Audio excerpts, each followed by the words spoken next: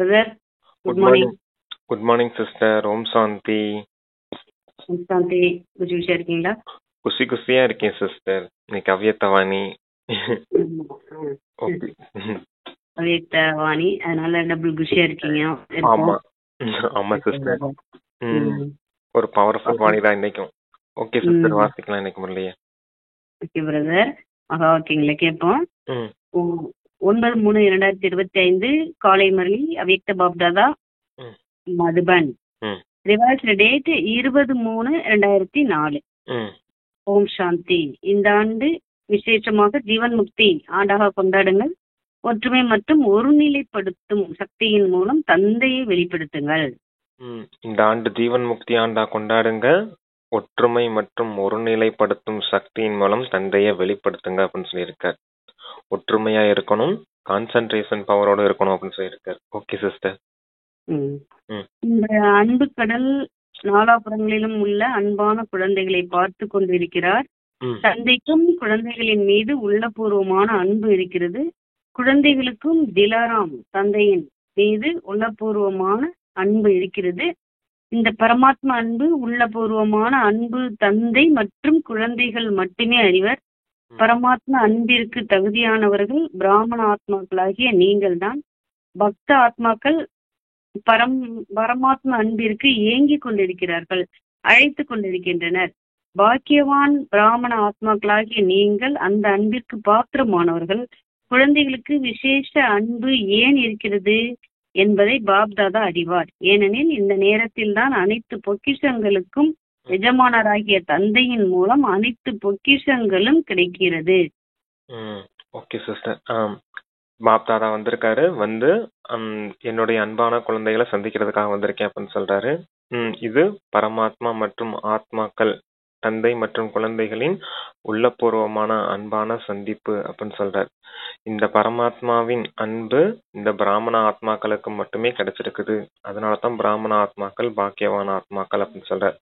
ஆனா பக்தர்களுக்கு இந்த அன்பு கிடைக்கல. ஆனா அவங்க அன்புக்காக ஏங்கிக்கிட்டு இருக்காங்க, அழைச்சிட்டு இருக்காங்க அப்படின்னு சொல்றாரு. அப்ப பாக்கியவான ஆத்மாக்கள் யாரு? இந்த பிராமண ஆத்மாக்கள் தான். ஏன் இந்த மாதிரி விசேஷமான அன்பு குழந்தைகள் பிராமண ஆத்மாக்களுக்கு இருக்குது அப்படின்னா, அனைத்து பொக்கிஷங்களுக்கும் எஜமானரான பாப்தாதான் இப்ப குழந்தைகளுக்கு வந்து அனைத்து பொக்கிஷங்களையும் நிரப்பிக்கிட்டு இருக்காரு. அதனால அந்த விசேஷமான அன்பு இருக்குது அப்படின்னு சொல்றாரு சிஸ்டர். சரி வாசிங்க. சொல்றாங்க, பொக்கிஷங்கள் இந்த ஒரு பிறவிக்கு மட்டுமல்ல, அநேக பிறவிகளுக்கு இது அடிவற்ற பொக்கிஷம் உங்கள் கூடவே இருக்கும். பிராமண ஆத்மாக்களாகிய நீங்கள் அனைவரும் உலகத்தினர் போன்று வெறும் கையுடன் செல்ல மாட்டீர்கள். அனைத்து பொக்கிஷங்களையும் கூடவே இருக்கும். எனவே இப்படிப்பட்ட அழிவற்ற பொக்கிஷங்களின் பிராப்திக்கான போதை இருக்கிறது தானே. மேலும் அனைத்து குழந்தைகளும் அழிவற்ற பொக்கிஷங்களை சேமித்திருக்கிறீர்கள் தானே. சேமிப்பின் போதை, சேமிப்பின் குஷி சதா இருக்கிறது. ஒவ்வொருவரின் முகத்திலும் பொக்கிஷங்கள் சேமிப்பின் ஜொலிப்பு தென்படுகிறது. தந்தையின் மூலம் என்ன பொக்கிஷங்கள் பிராப்தியாக கிடைத்திருக்கிறது என்பதை அறிவீர்கள் தானே. தனது சேமிப்பு கணக்கை என்றாவது சோதித்து பார்க்கிறீர்களா? அனைத்து குழந்தைகளுக்கும் ஒவ்வொரு பொக்கிஷத்தையும் தந்தை அளவற்று கொடுக்கிறார். சிலருக்கு குறைவாக, சிலருக்கு அதிகம் கொடுப்பது கிடையாது. ஒவ்வொரு குழந்தையும் வற்றாத கண்டமாக அறிவற்ற பொக்கிஷங்களுக்கு எஜமானர்களாக இருக்கிறீர்கள். குழந்தை 2 வரி தான் இருக்கு, படிச்சிடறேன். குழந்தை ஆவது என்றால் பொக்கிஷங்களுக்கு எஜமானர் ஆவதாகும். எனவே எவ்வளவு பொக்கிஷங்களை பாப்தாதா கொடுத்திருக்கிறார் என்பதை வெளிப்படுத்துங்கள். இது எப்படிப்பட்ட பொக்கிஷம் அப்படின்னா, ஒரு பிறவிக்கான பொக்கிஷம் இல்ல, பல பிறவிகளுக்கு 21 பிறவிக்கான முழுமையான தூய்மையின் பொக்கிஷம். அடுத்த அரை கல்பத்துக்கு தூய்மையற்ற ரீதியில வந்தாலும் நமக்கு அந்த தெய்வீக குணங்களின் பொக்கிஷம் இருக்கும் அப்படிங்கிறதுக்காக இது முழு கல்பத்துக்குமான பொக்கிஷம். அதான் பல பிறவிகளின் உண்மையான பொக்கிஷமா இருக்குது. அதனால நீங்க எந்த அளவுக்கு சேமிப்பு செய்யறீங்க அப்படின்றத சோதனை செஞ்சுக்கோங்க. சங்கம யுகமே சேமிப்பு செய்வதற்கான யுகம் அப்படின்னு சொல்றாரு. நீங்க எவ்வளவு செல்வங்கள் எடுத்துட்டு போறீங்க, ஞான செல்வங்கள், குணங்கள், சக்திகள் எல்லாத்தையும் எடுத்துட்டு போறீங்க இல்லையா? ஆனா மற்ற ஆத்மாக்களை பாருங்க, எதுவுமே இல்லாம வெறும் கையோட போறாங்க. ஆனா நீங்க அப்படி போறது இல்லை அப்படின்னு சொல்றாரு. அப்ப இந்த சங்கம யுகத்துல எவ்வளவு சேமிக்கணுமோ சேமிச்சுக்கோங்க. இப்ப இங்க குழந்தையா ஆயிருக்கீங்க அப்படின்னாலே அனைத்து பொக்கிஷங்களுக்கும் எஜமானரா ஆயிருக்கீங்க அப்படின்னு சொல்லியிருக்காரு. அப்ப பொக்கிஷங்களுக்கு எல்லாம் அதிகாரியா இருக்கீங்க அப்படின்னா தந்தைய உங்களுடைய பொக்கிஷங்கள் மூலமா வெளிப்படுத்துங்க அப்படின்னு சொல்லியிருக்காரு சிஸ்டர். பிரதர் அப்பா சொல்றாங்க, ம் அனைத்தையும் விட முதல் பொக்கிஷம் ஞான செல்வம். ம் ஆக அனைவருக்கும் ஞான செல்வம் கிடைத்திருக்கிறதா ம் அல்லது அடைய வேண்டுமா? நல்லது. சேமிப்பாகவும் இருக்கிறதா அல்லது சிறிது சேமிப்பாகி இருக்கிறது, ம் சிறிது செலவாகி விட்டதா? ஞான செல்வம் என்றால் புத்திசாலி ஆகி திரிகால தரிசி ஆகி காரியம் செய்வது ஆகும். ம் ஞானம் நிறைந்தவர்களாக ஆக வேண்டும். நிறைந்த ஞானம் மற்றும் 3 காலங்களின் ஞானத்தை புரிந்து கொண்டு ம் ஞான செல்வத்தை காரியத்தில் பயன்படுத்த வேண்டும். இந்த ஞானம் பொக்கிஷத்தின் மூலம் நடைமுறை வாழ்க்கையில் ஒவ்வொரு காரியத்தில் பயன்படுத்துவதன் மூலம் விதியின் மூலம் வெற்றி கிடைக்கிறது. ம் அநேக பந்தனங்களில் இருந்து முக்தி மற்றும் ஜீவன் முக்தி கிடைக்கிறது. அனுபவம் செய்கிறீர்களா? ம் இருங்க சிஸ்டர், திரிகால தரிசி சொல்லிடலாம். ஒரு நாள் கேட்டீங்க திரிகால தரிசினா என்னன்னு சொல்லியிருக்காரு. திரிகால தரிசி இப்போ உங்ககிட்ட எல்லா பொக்கிஷங்களும் இருக்குது. அதுல முதன்மையான பொக்கிஷம் என்ன பொக்கிஷம் அப்படின்னா இந்த ஞானத்தின் பொக்கிஷம் அப்படின்னு சொல்றாரு. இப்ப நீங்க புத்திசாலியாகி திரிகால தரிசியாகி அத காரியத்துல கொண்டுட்டு வாரீங்க பாத்தீங்க இல்லையா அப்படிங்கிறாரு. எப்படின்னா திரிகால தரிசினா 3 காலம். இப்ப நான் ஒரு கர்மம் செய்தேன்னா அது எதிர்காலத்துக்கு எந்த மாதிரி எனக்கு விளைவுகளை உண்டாக்கும் அப்படிங்கிற அந்த புரிதல் இருக்கு இல்லையா. இப்ப நான் என்ன சங்கல்பம் செய்தனோ அது எதிர்காலத்துல எனக்கு என்ன விளைவுகளை உண்டாக்கும், இப்ப நான் என்ன வார்த்தைகளை பேசினா அது எதிர்காலத்துல என்ன விளைவுகளை உண்டாக்கும் அப்படிங்கிற இந்த விதி உங்களுக்கு தெரிஞ்சிருக்குது. கர்மத்தின் விளைவுகள் தெரிஞ்சிருக்க காரணத்தினால ஒவ்வொரு சங்கல்பமும் ஒவ்வொரு காரியத்திலும் அந்த ஒவ்வொரு செயலும் வெற்றியுடையதா மாறுது உங்களுக்கு. அதாவது விதியின் மூலமா சித்தி அப்படின்னு சொல்லியிருந்தாரு பார்த்தீங்க இல்லையா. அப்ப இந்த ரூல்ஸை ஃபாலோ பண்றதுனால கர்மத்தின் விளைவுகள் கர்மத்தின் விதியை நீங்க ஃபாலோ பண்றதுனால சித்தி உண்டாகுது அப்படின்னு சொல்லியிருக்காரு சிஸ்டர். அதாவது வெற்றி கிடைக்குது உங்களுக்கு அப்படிங்கிறார். அப்ப ஞானத்தின் பொக்கிஷம் எல்லாம் இருக்குதா இல்ல அவ்வளவு செலவாயிடுச்சா அப்படின்ற மாதிரி கேட்கிறாரு சிஸ்டர். சரி வாசிங்க அடுத்த. சொல்றாங்க, சத்தியுகத்தில் ஜீவன் முக்தி கிடைக்கும் என்பது கிடையாது. இப்பொழுது இந்த சங்கம யுக வாழ்க்கையிலும் அநேக எல்லைக்குட்பட்ட பந்தனங்களிலிருந்து முக்தி கிடைத்து விடுகிறது. வாழ்க்கை பந்தனமற்றதாக ஆகிவிடுகிறது. அறிவீர்கள் அல்லவா? எத்தனை பந்தனங்களில் இருந்து விடுபட்டு விட்டீர்கள், எத்தனை விதமான ஐயோ ஐயோ என்பதிலிருந்து முக்தியாகி விட்டீர்கள். மேலும் சதா ஐயோ ஐயோ என்பது நீங்கி ஆஹா ஆஹா என்ற பாடல் பாடிக்கொண்டே இருக்கிறீர்கள். ஒருவேளை ஏதாவது ஒரு விஷயத்தில் வாயினால் அல்ல சங்கல்பத்திலும் கனவிலும் கூட ஐயோ என்பது வந்துவிட்டால் ஜீவன் முக்தி நிலை இல்லை. ஆஹா ஆஹா இவ்வாறு இருக்கிறீர்களா? தாய்மார்கள் ஐயோ ஐயோ என்று கூறுவதில்லை தானே? அவ்வப்பொழுது வந்து விடுகிறதா? பாண்டவர்களுக்கு வருகிறதா? மனதில் கூறாவிட்டாலும் மனதில் சங்கல்பத்திலும் கூட ஏதாவது ஒரு விஷயத்தில் ஐயோ என்று கூறினால் பறக்க முடியாது. ஐயோ என்றால் பந்தனம் மற்றும் பறப்பது. பறக்கும் தலை என்றால் ஜீவன் முக்தி, பந்தன் முக்தி. எனவே சோதனை செய்யுங்கள். ஏனெனில் பிராமண ஆத்மாக்கள் எதுவரை சுயம் பந்தனத்திலிருந்து விடுபடவில்லையோ, தங்கத்தினாலான பந்தனம் அல்லது வைரத்தினாலான பந்தனம் என்ற கயிறு கட்டப்பட்டிருந்தால் அனைத்து ஆத்மாக்களுக்காகவும் முக்தியின் கதவு திறக்க முடியாது. நீங்கள் பந்தன் முக்த ஆவதன் மூலம் அனைத்து ஆத்மாக்களுக்கும் முக்திக்கான கதவு திறக்கப்பட்டு விடும். எனவே கதவு திறப்பதற்கு அல்லது அனைத்து ஆத்மாக்களையும் துக்கத்திலிருந்து அசாந்தியிலிருந்து முக்தி கொடுக்கும் பொறுப்பு உங்களிடம் இருக்கிறது. Okay sister. அது என்னன்னா இப்ப நீங்க இந்த திரிகாலதர்சி நிலையில இருந்து இந்த கர்மத்தை செய்யறதுனால அநேக பந்தனங்கள்ல இருந்து விடுபட்டுட்டீங்க அப்படின்னு சொல்றாரு. பந்தன் முக்தம் ஆயிருக்கீங்க. இப்ப இந்த ஜீவன் முக்தியின் நிலையின் அனுபவத்தை இப்பவே செய்யணும், ஜீவன் முக்தரா ஆகணும் அப்படிங்கிறத சொல்றாரு. சத்திய யுகத்திலையும் திரேதா யுகத்திலையும் தான் ஜீவன் முக்தி அனுபவிக்கிறீங்க அப்படின்னு கிடையாது. சங்கம யுகத்திலேயே அந்த ஜீவன் முக்தி ஸ்டேஜை நீங்க அனுபவம் செய்யணும் அப்படின்னு சொல்றாரு. அதான் ஜீவன் முக்த் பந்தன் முக்த் அப்படின்னு சொல்றாரு. அனைத்து பந்தனங்கள்ல இருந்தும் விடுபட்ட நிலை. அதத்தான் சொல்றாரு. ஐயோ ஐயோன்னு சொல்றீங்க அப்படின்னா ஏதோ ஒரு பந்தனத்துல மாட்டிட்டு இருக்கீங்கன்னு அர்த்தம் அப்படின்றாரு. ஐயோ ஐயோன்னு சொல்லாதீங்க, ஆஹா ஆகான்னு சொல்லுங்க, அப்ப எல்லா பந்தனங்கள்ல இருந்து விடுபட்டுருவீங்க அப்படின்னு சொல்றாரு. ஆஹா ஆகானா ஆகா எனது பாக்கியமே ஆகா, ஆகா பாபா ஆகா, ஆகா டிராமா ஆகா. அதான் அந்த 3 ஆகான்னு சொல்லியிருக்கு. ஆகா ஆகா ஆகான்னு சொல்லியிருந்தாரா.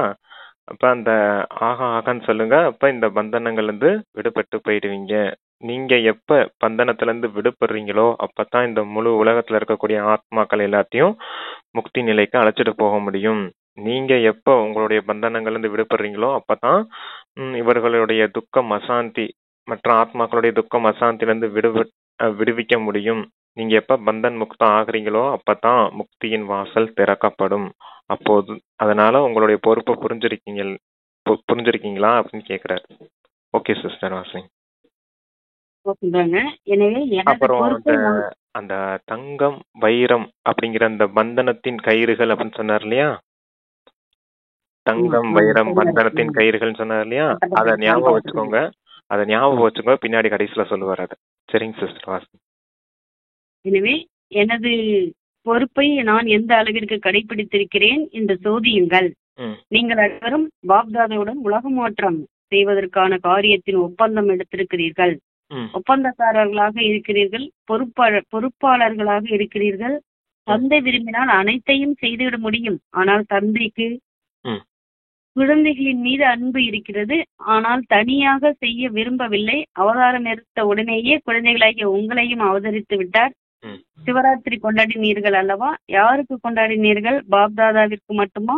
உங்கள் அனைவருக்காகவுமா?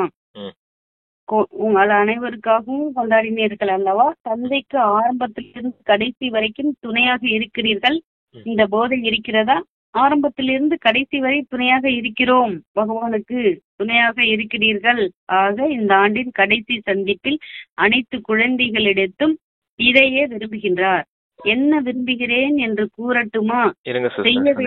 அதாவது அந்த ஒப்பந்தக்காரர்களா இருக்கீங்க, உலகத்தை மாற்றம் செய்வோம் அப்படிங்கிற ஒப்பந்தக்காரர்களா இருக்கீங்க. இந்த பொறுப்பு உங்களுக்கு இருக்கு.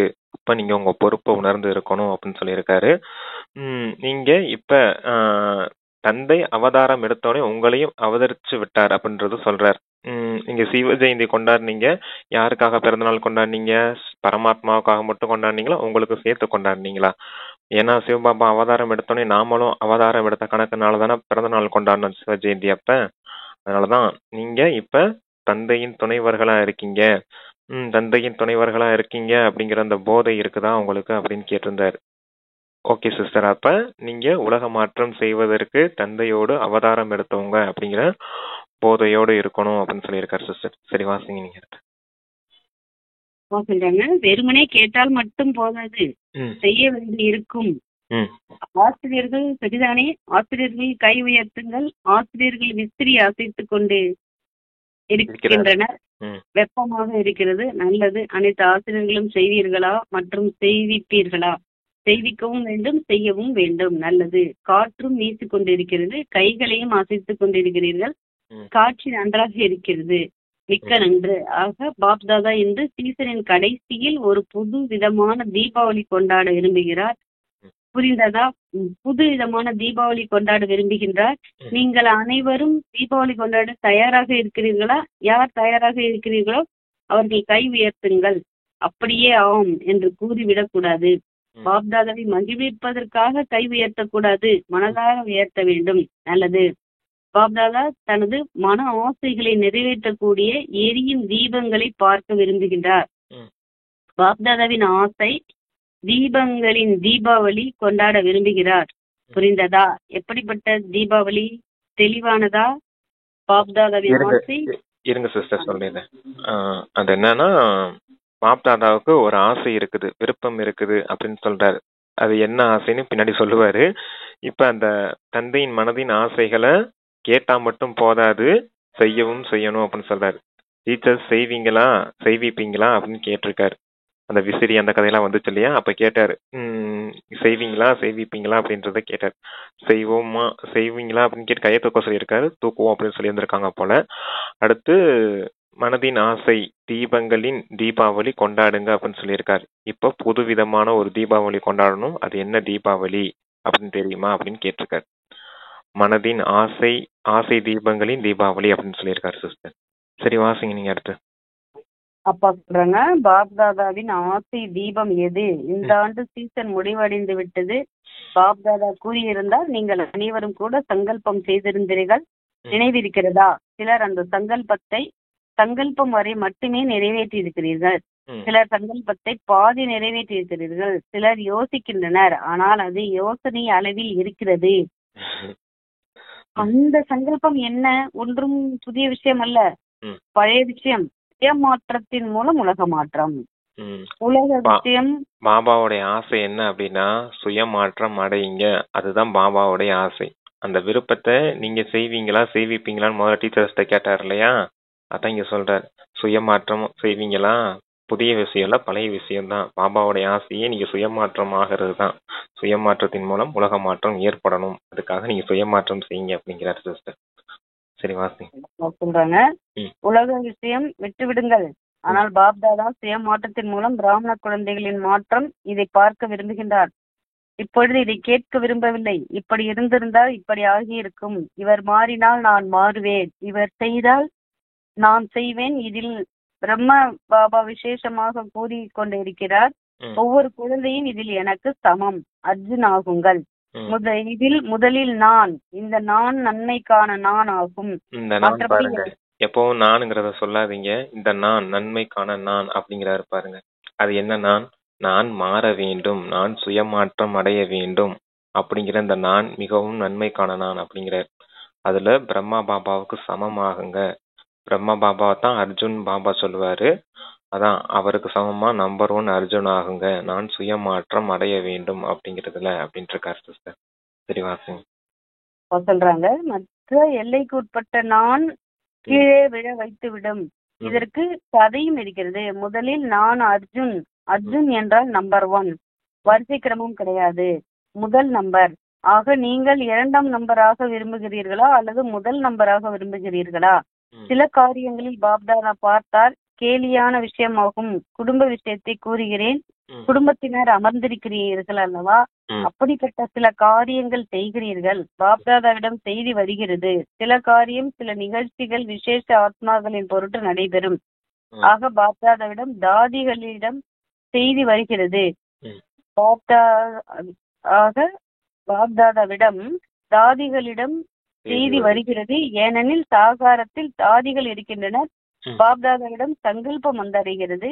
என்ன சங்கல்பம் வந்தடைகிறது? இதில் எனக்கும் பெயர் ஏற்பட வேண்டும். நான் குறைந்தவனா என்ன? எனக்கு ஏன் பெயர் கிடைக்கவில்லை? தந்தை கூறுகின்றார், ஹே அர்ஜுன் என்பதில் உன்னுடைய பெயர் ஏன் இல்லை? இருக்க வேண்டும் தானே? அல்லது இருக்க கூடாதா? இருக்க வேண்டுமா? எதிரில் மகாரதிகள் அமர்ந்திருக்கின்றனர். சொல்லிடலாம். அது என்ன அப்படின்னா, இந்த விசேஷமான சேவையெல்லாம் நடக்குது இல்லையா? அப்ப இந்த பேர் புகழ் மரியாதைக்கு ஆசைப்படுறீங்க பார்த்தீங்க இல்லையா? அதான் குடும்பத்தினருடைய கதை ஒண்ணு இருக்குது. அதை பாப்தாதா சொல்லிட்டு இருக்கேன் அப்படின்ற. இந்த எல்லைக்குட்பட்ட பேர் புகழ் மரியாதை மற்றும் நான், எல்லைக்குட்பட்ட நான் எனது அப்படிங்கிறது தான் இந்த சூட்சமமான விஷயம். அந்த சூட்சமமான விஷயத்தை தான் பாபா சுயமாற்றம் செய்யுங்க அப்படிங்கறத சொல்றாரு. இந்த நான் எனது இந்த பேர் புகழ் மரியாதைக்குள்ள போய் மாட்டிக்கிறாதீங்க அப்படிங்கிறது தான் அந்த தங்க கயிறு, வைர கயிறுன்னு சொல்லியிருந்தார் இல்லையா? இதுதான் அந்த சூட்சமமான கயிறுகள். இந்த கயிறுகள்ல இருந்து விடுபடுங்க அப்படின்னு சொல்றாரு. எனக்கும் பேர் வேணும் இல்லையா? நானும் இந்த சேவை செய்திருக்கேன் இல்லையா? என்னையும் புகழ்ந்து பேசணும் இல்லையா 4 பேரு? எனக்கும் நீங்க மரியாதை கொடுக்கணும் இல்லையா? அப்படின்ற இந்த பேர் புகழ் மரியாதைக்குள்ள போய் மாட்டிக்கிறீங்க. இதுதான் சிரிப்புக்கான விஷயம் அப்படின்னு சொல்லியிருக்காரு சிஸ்டர். சரி வாசிங்க அடுத்து. ஓகே, இப்ப எனக்கு பெயர் புகழ் வேணும் அப்படின்னு நம்ம ஸ்தூலமா நினைக்க வேண்டிய அவசியம் இருக்காது. ஏன்னா நம்ம எண்ணங்கள் உருவாக்கும் போதே அது ஃபர்ஸ்ட் பாபாட்ட தான் போகுது. அதுக்கப்புறம் தான் அது கொஞ்சம் சில நிமிடங்களுக்கு, ஒரு சில வினாடிகளுக்கு பிறகு தான் நம்மள்ட்ட வருது அந்த எண்ணம்.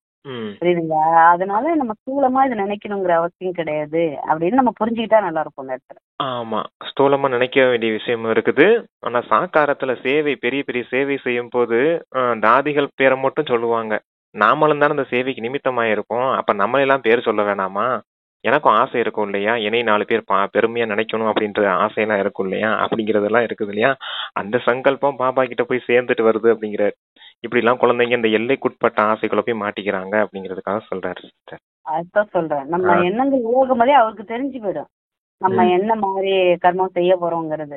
ஃபர்ஸ்ட் எண்ணத்துல தானே உருவாக்குறோம். அதனால எண்ணங்கள் ஃபர்ஸ்ட் அவருக்கு சேர்ந்துரும். அதனால நம்ம ஸ்தூலமா வேணும் அப்படின்னு நம்ம நினைக்க வேண்டிய அவசியம் இல்லாம இருந்து செஞ்சா நல்லா இருக்கும். ஓகே, அடுத்த லைன் ஒண்ணு சொல்றாரு சிஸ்டர். அது என்னன்னா, அந்த அர்ஜுன் ஏன் உங்களுக்கு பேர் உங்களுக்கு இல்லாம போயிருச்சு?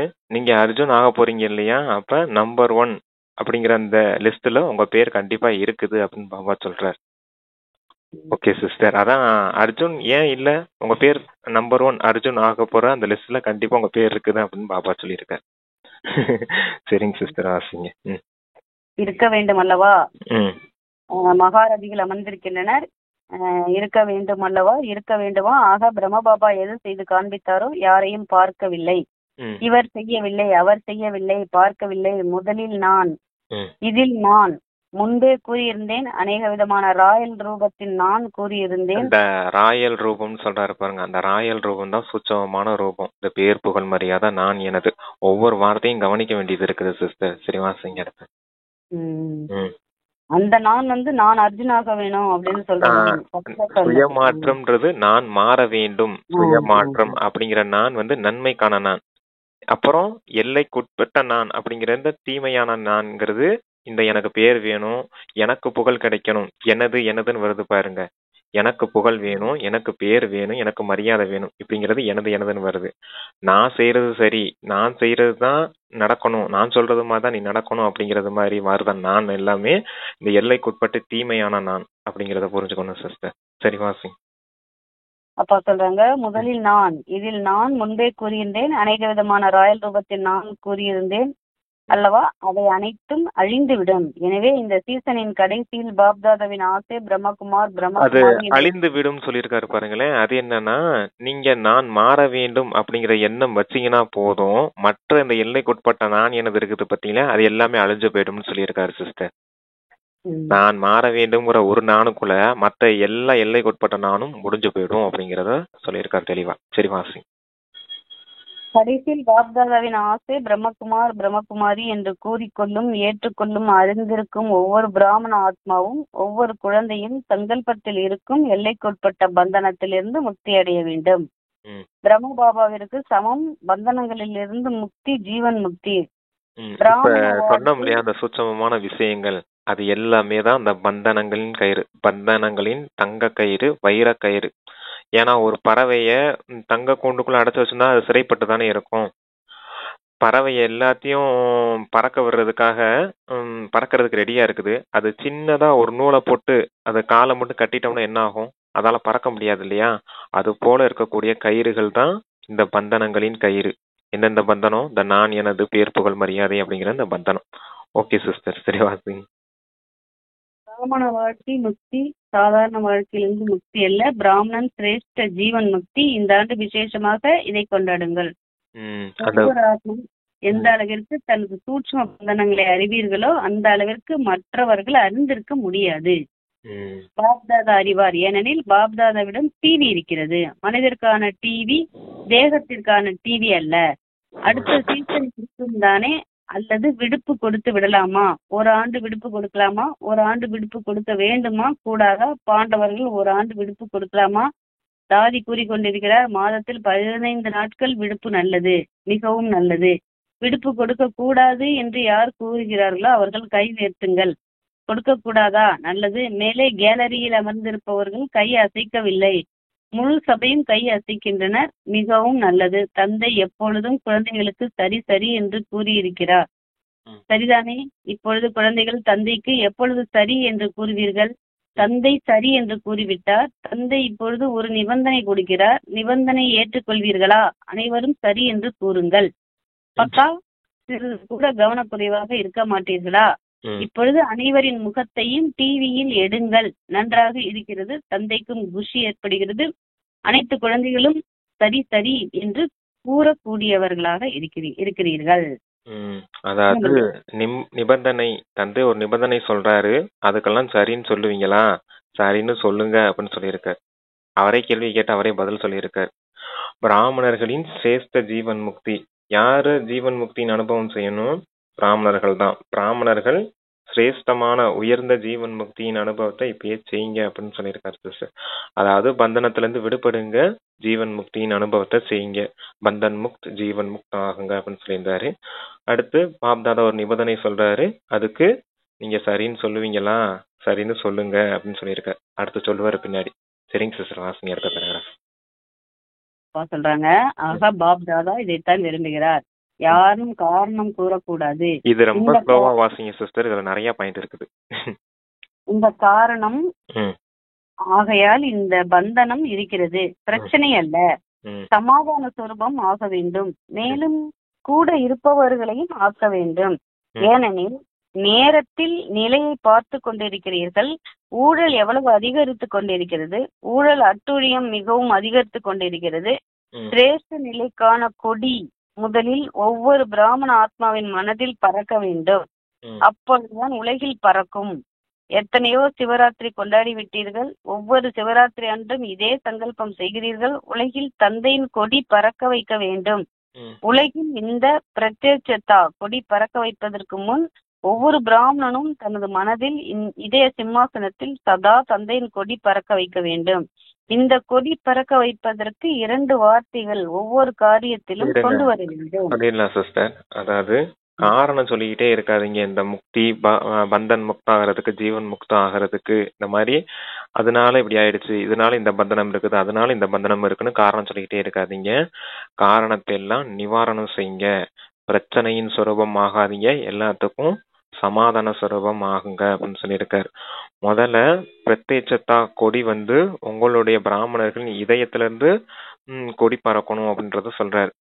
அப்புறம்தான் உலகத்துல தந்தையின் பிரத்யட்சத்தா ஏற்படும் அப்படின்றதுக்காக சொல்றாரு. சிவஜெயந்தி அப்ப கொடியேற்றுறோம். எதுக்காக கொடியேற்றுறோம்? உலகத்துல தந்தையை பிரத்யட்சப்படுத்துவோம் அப்படிங்கிறதுக்காக கொடியேற்றுறீங்க. ஆனா அது ஏத்துறதுக்கு முன்னாடி உங்களுடைய மனதுல அந்த சுயமாற்றம் அடையணும் அப்படிங்கிற அந்த கொடி பறக்கணும் அப்படின்றார். ஏன்னா சுயமாற்றத்தின் மூலமா தானே உலக மாற்றம் ஏற்படுது அப்படிங்கிறதுக்காக சொல்லியிருக்காரு சிஸ்டர். அடுத்து அந்த 2 வார்த்தைகள் அப்படிங்கறத வாசிங்க. சொல்றாங்க, காரியத்திலும் கொண்டு வர வேண்டும். காரியத்தில் கொண்டு வர வேண்டும், சங்கல்பத்தில் அல்ல, புத்தியில் அல்ல, உள்ளத்தில், காரியத்தில், சம்பந்தத்தில், தொடர்பில் கொண்டு வர வேண்டும். எங்கெங்க கொண்டுட்டு வரணுமா சொல்லுங்க. புத்தியில் அல்ல, உள்ளத்தில், காரியத்தில், சம்பந்தத்தில், தொடர்பில் கொண்டு வர வேண்டும். அதாவது நம்ம உள்ளத்துல கொண்டு வந்துருவோம், காரியத்துல கொண்டு வருவோம். சம்பந்தம் தொடர்பு வரும்போது நமக்கு கொஞ்சம் கிளாஷ் ஆகுது. கரெக்டா சொல்லிட்டு பாருங்க. கடினமான வார்த்தை அல்ல, எண்ணம். இல்ல எண்ணத்துல கொண்டுட்டு வரணும். காரியம்ன்றது செயல், எண்ணம் செயல் ரெண்டுலையும் கொண்டுட்டு வரணும். அடுத்து சம்பந்தம் தொடர்புலையும் கொண்டுட்டு வரணும் அப்படின்னு சொல்லியிருக்காரு. ஏன்னா செயல்ல கொண்டுட்டு வரோம் அப்படின்னாலே சம்பந்தம் தொடர்புல வரும்போதுதான் கொண்டுட்டு வருவோம் சிஸ்டர். அதான் எண்ணம் செயல் சம்பந்தம் தொடர்பு இதுல கொண்டுட்டு வரணும். புத்தியில மட்டும் அந்த ஞானத்தின் விஷயம் தெளிவா இருந்தா பத்தாது, எல்லாம் காரியத்துல வரணும் அப்படிங்கறத சொல்றாரு. சரி வாசிங்க, அந்த 2 வார்த்தைய சொல்றாரு அடுத்து என்ன செய்யணும் அப்படிங்கிறதுக்காக. சொல்றாங்க, கடினமான வார்த்தை அல்ல, பொதுவான வார்த்தை. அது ஒன்று, அனைத்து சம்பந்தம் தொடர்பில் தங்களுக்குள் ஒற்றுமை. அநேக சம்ஸ்காரம் இருந்தாலும் வேற்றுமையில் ஒற்றுமை. 2வது, எந்த சிரேஷ்ட சங்கல்பம் செய்தாலும் அது ஃபர்ஸ்ட் பாயிண்ட் என்னது? வேற்றுமையில் ஒற்றுமை.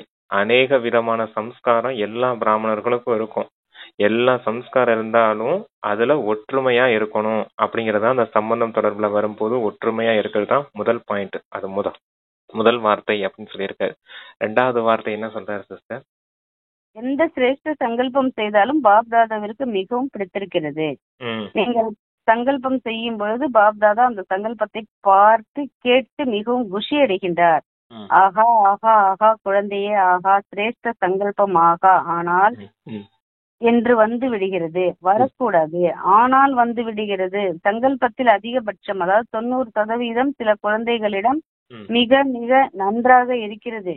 பாப்தாதா நினைக்கின்றார், இன்று இந்த குழந்தையின் சங்கல்பம் மிகவும் நன்றாக இருக்கிறது, முன்னேற்றம் ஏற்பட்டுவிடும். ஆனால் வார்த்தையில் சிறிது குறைந்து விடுகிறது, செயலில் இன்னும் 3/4 குறைந்து விடுகிறது, கலப்படம் ஆகி விடுகிறது.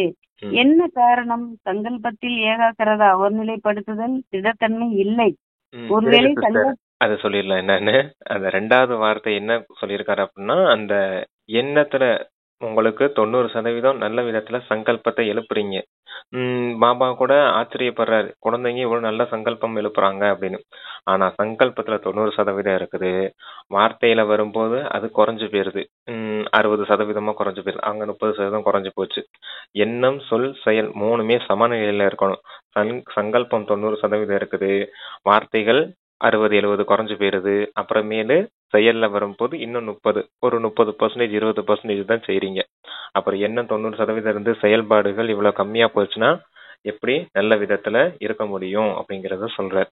அதுக்கு நீங்க என்ன செய்யணும் அப்படிங்கறத சொல்றார். என்ன செய்யணும்? திடத்தன்மை, சங்கல்பத்துல திடத்தன்மை, உறுதித்தன்மையை கொண்டுட்டு வரணும். ஒருமுகப்படுத்தணும். அந்த கான்சென்ட்ரேஷன் பவர் இருக்கணும். ஒருநிலைப்படுத்தும் சக்தி இருக்கணும். அது இல்லாம போறதுதான் இப்படி சங்கல்பத்துல 90% இருந்து வார்த்தைகள்ல குறைஞ்சு செயல்ல குறையறதுக்கு காரணம் அப்படின்னு சொல்றார். முதல் வார்த்தை ஒற்றுமை, வேற்றுமையில ஒற்றுமை, சம்ஸ்காரம், அந்த சுபாவம் எல்லாமே இருந்தாலும் நீங்க வேற்றுமையில் ஒற்றுமை காணக்கூடியவங்களா இருக்கணும். ரெண்டாவது இந்த எண்ணம் சொல் செயல்ல சமநிலை இருக்கணும். இதுதான் அந்த 2 வார்த்தைன்னு சொல்லியிருக்காரு சிஸ்டர். சரி வாசிங்க. சொல்றாங்க, ஒருவேளை சங்கல்பத்தில் ஏகாக்கிறதா இருந்தால் ஏகாக்கிறதா வெற்றியின் சாதனமாகும்.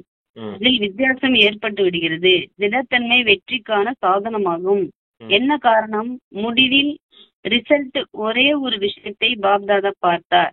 மற்றவர்களை அதிகம் பார்க்கிறீர்கள். நீங்கள் கூறுகிறீர்கள் அல்லவா, பாப்தாதா ஒரு விரலை நீட்டி காண்பித்தார். இவ்வாறு செய்கிறீர்கள் எனில் ஒரு விரல் வேறு ஒரு பக்கம் 4 தன் பக்கம் இருக்கிறது. 4ஐ பார்ப்பது கிடையாது, ஒன்றை மட்டும் அதிகம் பார்க்கிறீர்கள். இது என்னன்னா சிஸ்டர், இப்ப ஒருத்தவங்களை தப்பு சொல்றோம் அப்படின்னா ஒரு விரலை காமிச்சு நீ இந்த தப்பு செய்யற அப்படின்னு ஒரு விரலை நீட்டி சொல்லுவோம் இல்லையா?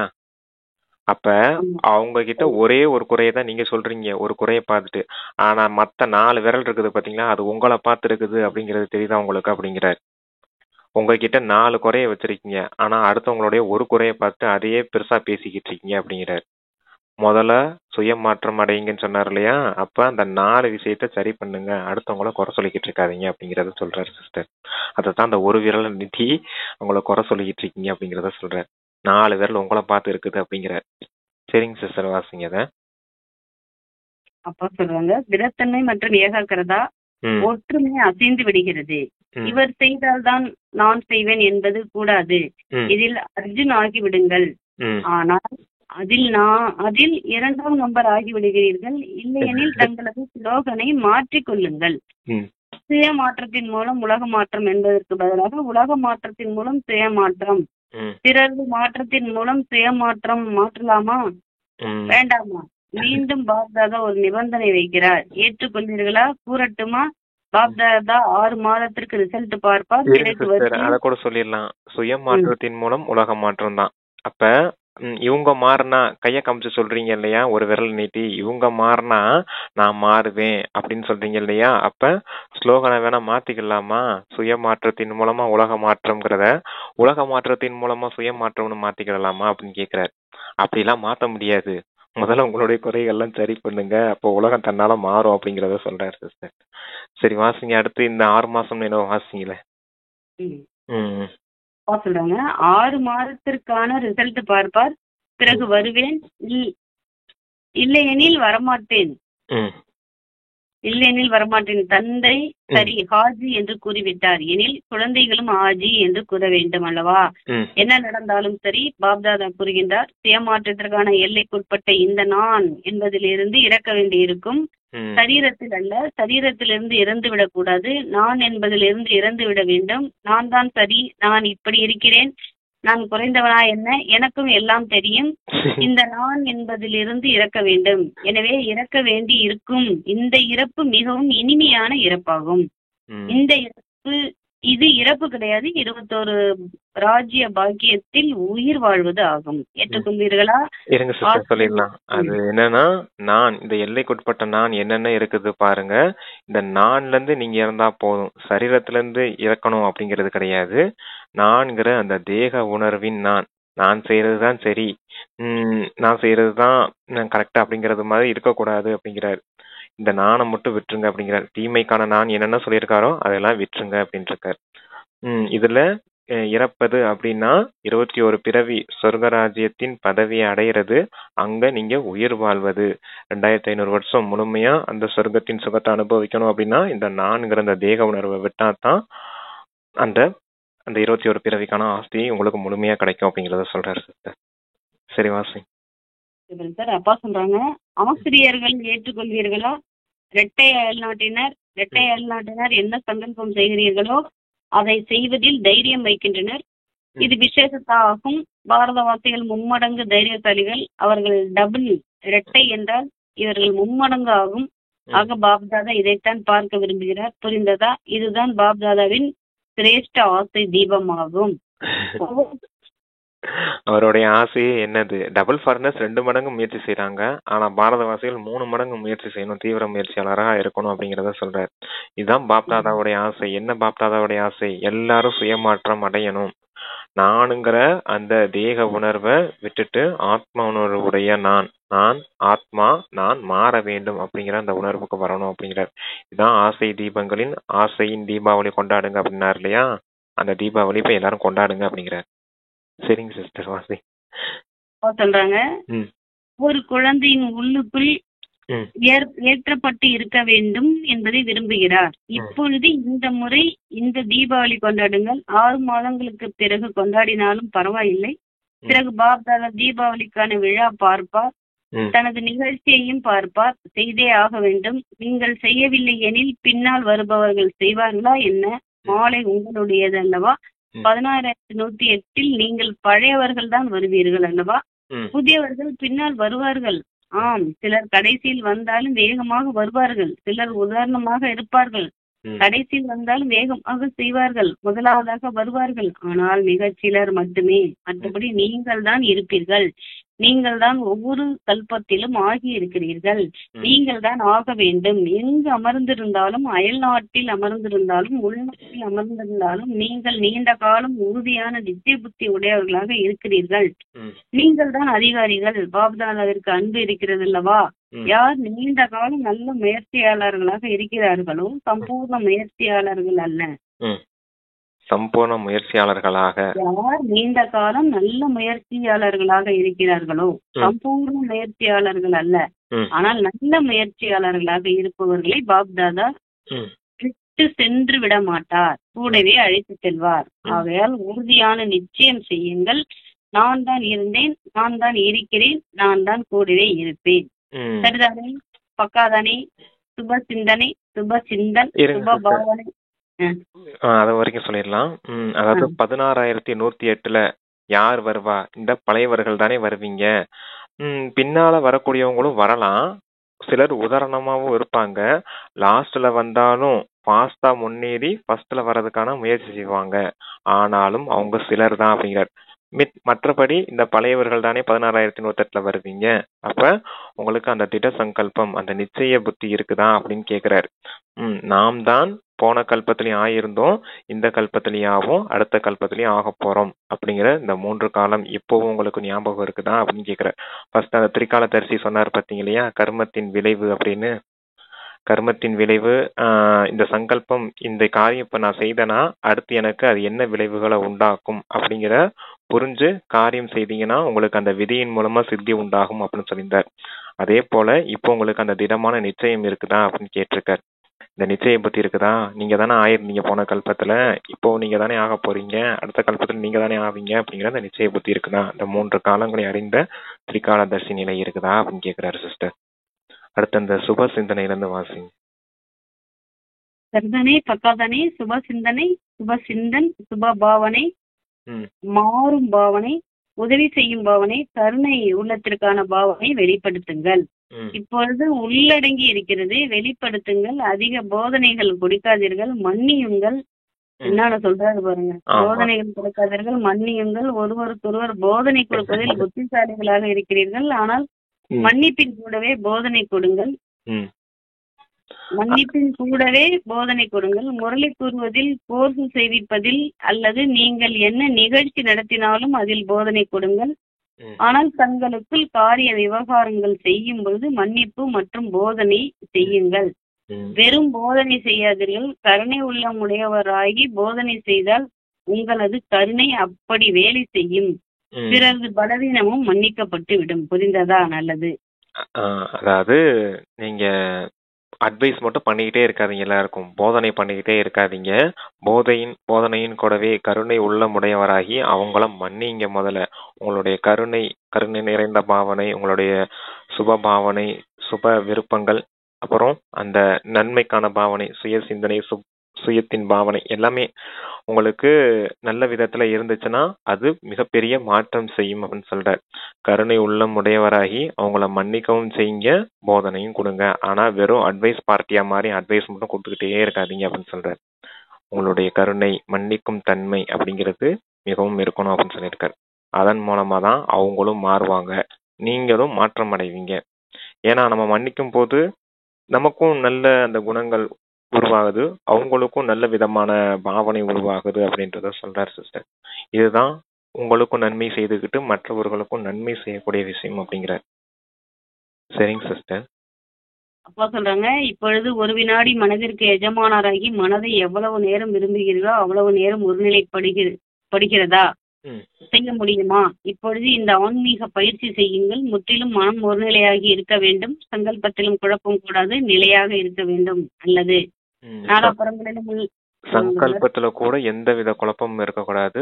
மனம் புத்தி ஒருமுகப்பட்டு இருக்கணும். ஒரு நிலையில இருக்குதா, எவ்வளவு நேரம் நீங்க நினைக்கிறீங்களோ அவ்வளவு நேரம் உங்களால அந்த ஒருமுகப்பட்ட தன்மை அசரிட்டி பயிற்சி செய்ய சொல்லியிருக்காரு சிஸ்டர். சரி வாசிங்க. நாலாபுறங்களிலும் உள்ள அனைத்து அளவற்ற பொக்கிஷங்களுக்கு எஜமானர்கள் சதா சங்கம் மிக சிரேஷ்ட பந்தன் முக்து ஜீவன் முக்து ஸ்திதியில் நிலைத்திருக்கக்கூடிய, சதா பாப்தாதாவின் ஆசைகளை பூர்த்தி செய்யக்கூடிய, சதா ஒற்றுமை மற்றும் ஒருநிலைப்படுத்தும் சக்தி நிறைந்த மாஸ்டர் சர்வசக்திவான் ஆத்மாக்களுக்கு பாப்தாதாவின் அன்பு நினைவுகள் மற்றும் நமஸ்தே. நாலாபுறங்களிலும் தூரத்தில் அமர்ந்திருக்கும் குழந்தைகளுக்கு யார் அன்பு நினைவுகள் அனுப்பி உள்ளனரோ அவர்களுக்கும் பாப்தாதா மிக மிக உள்ளபூர்வமான அன்பு நினைவுகள் கொடுத்து கொண்டிருக்கிறேன். கூடவே அதிக குழந்தைகள் மதுவனத்தின் புத்துணர்விற்கான நல்ல நல்ல கடிதம் அனுப்பியிருக்கின்றனர். அந்த குழந்தைகளுக்கும் விசேஷ அன்பு நினைவுகள் மற்றும் நமஸ்தே. ஆமா, எல்லாத்துக்கும் வாழ்த்துக்கள் சொல்லியிருக்காரப்பா. Okay sister. வரதானம் கொடுக்குறாங்க. கடந்தவைகளை சிந்தனையில் கொண்டு வராமல் முற்றுப்புள்ளி வைக்கக்கூடிய தீவிர முயற்சியாளர் ஆகுங்க. இன்று வரை என்னவெல்லாம் நடந்ததோ அதற்கு முற்றுப்புள்ளி வையுங்கள். கடந்தவைகளை சிந்திக்காமல் இருப்பதுதான் தீவிர முயற்சியாகும். ஒருவேளை ஒருவர் கடந்ததை சிந்திக்கிறார் எனில் நேரம், சக்தி, சங்கல்பம் அனைத்தும் வீணாகி விடுகிறது. இப்பொழுது வீணாக்கக்கூடிய நேரம் அல்ல, ஏனெனில் சங்கம் யுகத்தின் 2 நிமிடம், அதாவது 2 வினாடி வீணாக்கினால் அநேக ஆண்டு வீணாக்கி விட்டீர்கள். ஆகையால் நேரத்தின் மகத்துவத்தை அறிந்து இப்பொழுது கடந்தவைகளுக்கு முற்றுப்புள்ளி வையுங்கள். முற்றுப்புள்ளி வைப்பது என்றால் அனைத்து பொக்கிஷங்களிலும் நிறைந்தவர் புல்லாவது ஆகும். ஆமா, இன்று வரை எதெல்லாம் கடந்தவைகள் நடந்திருக்குதோ எல்லாத்துக்கும் ஒரேடியா முற்றுப்புள்ளி வைங்க அப்படின்னு சொல்றாரு. இந்த முற்றுப்புள்ளி வைக்கிறது தான் தீவிர முயற்சியாளர் ஆவதாகும். கடந்தவைகளை பற்றி சிந்திச்சிருந்தீங்கன்னா வீணானவைகளை சிந்திச்சிட்டு இருக்கேன்னு அர்த்தம் அப்படிங்கிறார். வீணானவைகளை சிந்திக்கிறீங்க அப்படின்னா உங்களுக்கு நேரம் வீணாகுது, சக்தி வீணாகுது, சங்கல்பம் வீணடிக்கப்படுது. அப்ப இந்த சங்கம யுகத்துல யாரு 2 நிமிஷம் 2 வினாடிகள் நேரத்தை வீணடிக்கிறாங்க அப்படின்னா அவங்க சத்தியுக திரேதாயுகத்துல பல ஆண்டுகளை வீணடிக்கிறதுக்கு சமம் அப்படிங்கிறார். அப்ப எதையுமே வீணான விஷயங்கள், கடந்த விஷயங்களை சிந்திச்சுட்டு இருக்காதீங்க. டிராமால இருந்துச்சு, நடந்துச்சு, நத்திங் நியூ, எதுவுமே புதுசு இல்லை அப்படிங்கிற அந்த பாயிண்ட் வச்சு ஃபுல் ஸ்டாப் வச்சிருங்க அப்படிங்கிற. நடந்ததே தான் திருப்பி நடக்குது, டிராமா நிச்சயிக்கப்பட்டது. ஏதாவது நடந்திருக்குது அப்படின்னா ஏதாவது நன்மைக்கு தான் நடந்திருக்கும். என்னைய பரிபக்குவமா ஆக்குறதுக்காக நடந்திருக்குது, என்னைய உறுதியாக்கணவனா ஆகிறதுக்காக நடந்திருக்குது அப்படின்னு டக்குன்னு ஃபுல் ஸ்டாப் வச்சிருங்க அப்படிங்கிறார். டிராமா பாயிண்ட் இருந்துச்சுன்னா ஈஸியா ஃபுல் ஸ்டாப் வச்சிடலாம். நேரத்தை வீணடிக்க மாட்டீங்க, சங்கல்பத்தை வீணடிக்க மாட்டீங்க, சக்தியை வீணடிக்க மாட்டீங்க. வீணானவைகளுக்கு முற்றுப்புள்ளி வைக்கக்கூடிய ஒரே சாதனம் அந்த டிராமா பாயிண்ட் தான் அப்படிங்கிறத சொல்றாரு சிஸ்டர். அப்ப கடந்தவைகளை முற்றுப்புள்ளி வைப்பது அப்படின்னா என்ன செய்யறது அப்படின்னா அனைத்து பொக்கிஷங்களிலும் சேமிப்பு செய்வது மற்றும் அந்த பொக்கிஷங்கள் எல்லாம் நிரம்பியவரா ஆவது, அதாவது ஃபுல் ஆவது அப்படின்னு இருக்காரு. ஃபுல் ஸ்டாப் வச்சிட்டீங்கன்னா ஃபுல் ஆயிடுவீங்க அப்படின்னு சொல்லியிருக்காரு சிஸ்டர். அப்பா ஸ்லோகம் சொல்றாங்க, ஒவ்வொரு சங்கல்பமும் சிரேஷ்டமாகும் பொழுது தனக்கும் உலகிற்கும் நன்மை ஏற்படும். உங்களுடைய எல்லா சங்கல்பங்களும் சிரேஷ்டமான சங்கல்பங்களை எழுப்பும் பொழுது தனக்கு உலகிற்கு எல்லாருக்குமே நன்மை ஏற்படும். ஆமா, இதுல கவனம் கொடுக்கணும். சங்கல்பம், சிரேஷ்டமான சங்கல்பம் எழுப்பும் போது தனக்கும் மற்றவர்களுக்கும் நன்மை ஏற்படும். ஓகே. ஆனா பாபா முன்னாடி சொன்னாரு பாத்தீங்கன்னா முரளியில, சங்கல்பம் 90% இருக்குது. வார்த்தையில வரும்போது 70, 60 குறைஞ்சிருது. அப்புறம் செயல்ல வரும்போது அது இன்னும் 30, 40 குறைஞ்சிருச்சுன்னா எப்படி உங்களுக்கு சம்ஸ்காரம் உருவாகும்? அதனால சங்கல்பத்துல மட்டும் கவனம் கொடுக்க கூடாது. சங்கல்பம் செயல் வரைக்கும் வருதா அப்படிங்கறத கவனம் கொடுக்கணும். செயல் சம்ஸ்காரமா உருவாயிடும். எண்ணம், சொல், செயல், மனம், புத்தி, சம்ஸ்காரம். மனம், புத்தி, செயல், இது 3 சேர்ந்ததுக்கு அப்புறம் சம்ஸ்காரம் உருவாயிடும். அந்த சம்ஸ்காரத்துல இருந்து தான் மீண்டும் எண்ணம் உற்பத்தி ஆகும். ஏன்னா இப்ப நமக்கு ஏன் அசுர குணம், அசுர சங்கல்பம் வந்துகிட்டே இருக்குதுன்னா அசுர சம்ஸ்காரம் உள்ள இருக்குது. அதனால அசுர சங்கல்பம் வெளியேறிக்கிட்டு இருக்குது. அதே போல உங்களுக்கு தெய்வீக குணங்களின் சம்ஸ்காரம் உள்ள ரெடி ஆயிருச்சு அப்படின்னா உங்களுடைய சங்கல்பம் எல்லாமே தெய்வீக எண்ணங்களாவே வரும். அதைத்தான் பாபா இங்க சொல்றாரு, சங்கல்பம் சிரேஷ்டம் ஆயிடுச்சுன்னா உங்களுக்கும் மற்றவர்களுக்கும் நன்மை ஏற்படும் அப்படின்னு. ஓகே சிஸ்டர், எல்லாம் சுத்தமான.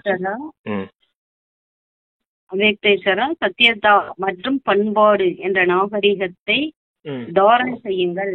ஞானத்தின் எந்த ஒரு விஷயத்தையும் அதிகாரத்தின் கூடவே சத்தியம் மற்றும் பண்பாட்டுடன் பேசுங்கள். சங்கோஷத்துடன் அல்ல. பிரத்யட்சப்படுத்துவதற்கு முதலில் தன்னை பிரத்யட்சப்படுத்துங்கள். பயமற்றவர்களாக ஆக்குங்கள். சொற்பொழிவின் போது வார்த்தைகள் குறைவாக இருக்க வேண்டும், ஆனால் அவ்வளவு சக்திசாலியாக இருக்க வேண்டும். அதில் தந்தையின் அறிமுகம் மற்றும் அன்பு கலந்திருக்க வேண்டும். அந்த அன்பு காந்தம் போன்ற ஆத்மாக்களை பரமாத்மாவின் பக்கம் ஈர்க்க வேண்டும். ஞானத்தின் எந்த ஒரு விஷயத்த சொன்னாலும் அதிகாரத்தோடு சொல்லுங்க, ஆனா அதுல சத்தியம் மற்றும் பண்பாடோடு சொல்லுங்க அப்படிங்கிறார். உண்மையும் இருக்கணும், அந்த பண்பாடு, பணிவுத்தன்மை, அந்த தெய்வீகத்தன்மையும் வெளிப்படணும் அப்படின்றத சொல்றார். அப்ப பிரத்யட்சம் ஆகிறது அப்படின்னா முதல்ல உங்களை பிரத்யட்சம் செய்யறது அப்படிங்கிறத சொல்றாரு. எப்படி பிரத்யட்சம் ஆகிறது அப்படின்னா மற்றவர்களை பயமற்றவர்களா ஆக்கணும் அப்படிங்கிறார். சொற்பொழிவு செய்யுங்க, அதுல உங்களுடைய வார்த்தைகள் குறைவா இருக்கணும். அதுல சக்தி நிறைந்து இருக்கணும். அந்த வார்த்தைகள் எப்படிப்பட்டதா இருக்கணும்னா தந்தையின் அறிமுகம் கொடுக்கக்கூடியதாகவும் இருக்கணும், அன்பு கலந்ததாகவும் இருக்கணும். அந்த அன்பு மற்ற ஆத்மாக்களை பரமாத்மா பக்கமா கவர்ந்து இழுக்கணும் அப்படிங்கறத சொல்லியிருக்காரு சிஸ்டர். வார்த்தை குறைவாகவும் இருக்கணும். ஆமா, வார்த்தை குறைவா இருக்கணும், ஆனா பேசக்கூடிய வார்த்தைகளை அன்பு கலந்து இருக்கணும். சக்திசாலியா இருக்கணும். தந்தையின் அறிமுகம் மற்றும் அன்பு கலந்து இருக்கணும். இத்தனை இருந்தாதான் அவங்க அந்த அன்புனாலதான் மற்ற ஆத்மாக்கள் பரமாத்மாவின் பக்கமா கவர்ச்சி அடையப்படுவாங்க அப்படின்றத சொல்றாரு. Okay sister.